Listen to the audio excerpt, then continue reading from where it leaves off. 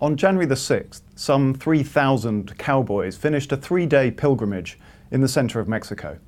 I'm Andrew Palmer, the Americas editor, and I'm joined on the line from Mexico City by Henry Trix, our Mexico bureau chief. Henry was among the riders on that pilgrimage. Henry, perhaps we can start by you telling us a little bit about the pilgrimage and its history. The pilgrimage was started in 1956 by a man who'd made a pledge to the Cristo Rey, Christ the King, which is a symbol of the Catholic faith in central Mexico. And when it started, it was just him. Over the years, it's grown from an initial cadre of about 13 riders to about 3,000 now.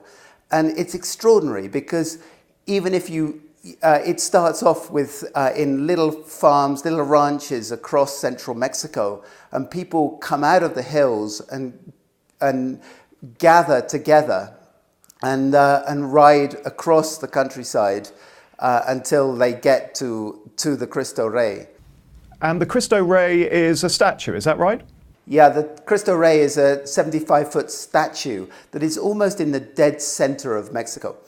And it's a very strong and powerful symbol, not just because it casts its aura over a huge area in central Mexico. These are kind of flat lands, so you can see it from scores of miles away.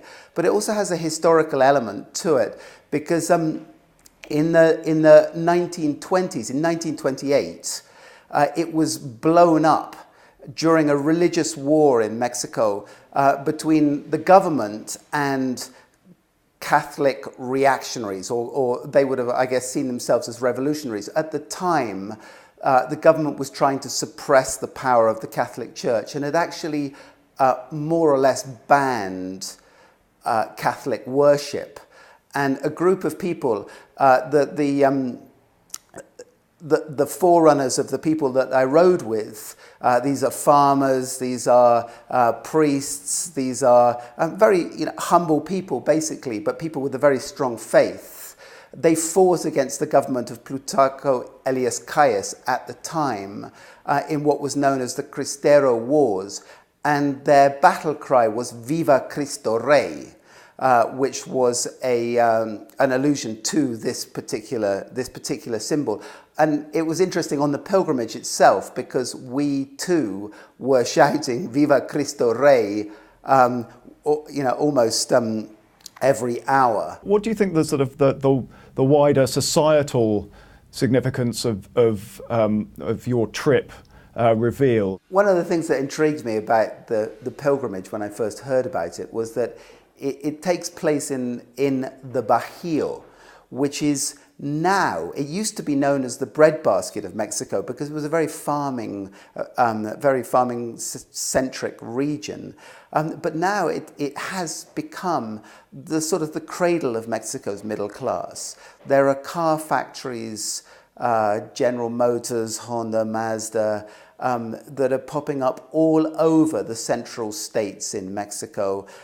It's an area where there are extremely in Mexican terms, extremely good universities emerging with, offering engineering degrees and that sort of thing. It's really the manufacturing hub of Mexico, and the farmers are to a certain extent a forgotten element within this region, and it was somewhat symbolic that they seem to creep out of the hills.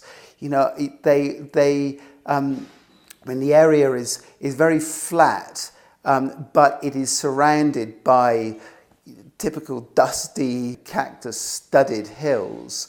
And as we rode, we started out with 17 of us, and as we rode, people literally sort of emerged from different hillocks and joined us. And I found it very interesting that the devotion came through loud and clear. On the first day, when we'd ridden for 11 hours and I could hardly walk, they lined up for 2 hours in the street to confess to a priest who was sitting on a chair in the road.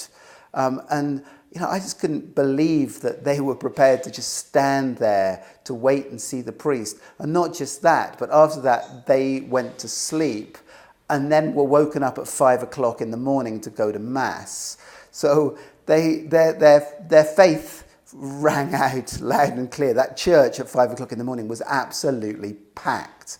But the other thing is that they have a very strong sense of family. They have a strong sense of the horse, but very few of the sort of consumer values that seem to predominate in these areas that people celebrate as middle class in Mexico, which are areas where, really you see the middle class at Walmart, you see the middle class just consuming. These guys don't consume. One of the families that I rode with, in fact, the family that I started riding with, they don't even have electricity in their home. And that's not because it's not available to them, it's by choice. These are not poor farmers. These are farmers who have land, but they sort of represent the old values of Mexico rather than, I guess, the new values. Can you tell us a bit, therefore, about the role of Catholicism in Mexico today? If you saw a link back to what was going on in the 1920s, does that imply that there is still sort of a policy role for the church that those on the pilgrimage were harking back to, and that policy role has a contemporary resonance?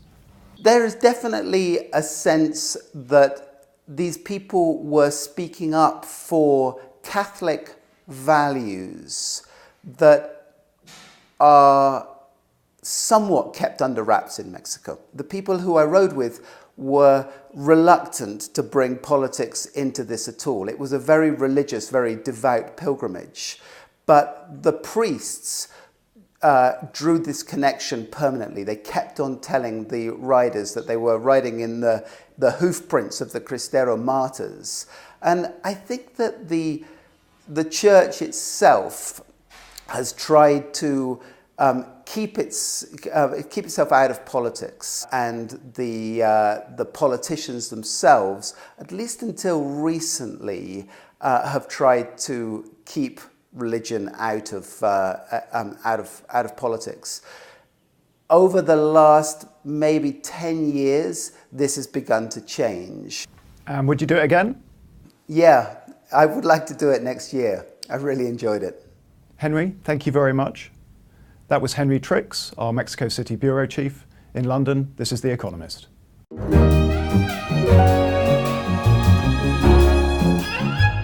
The Economist.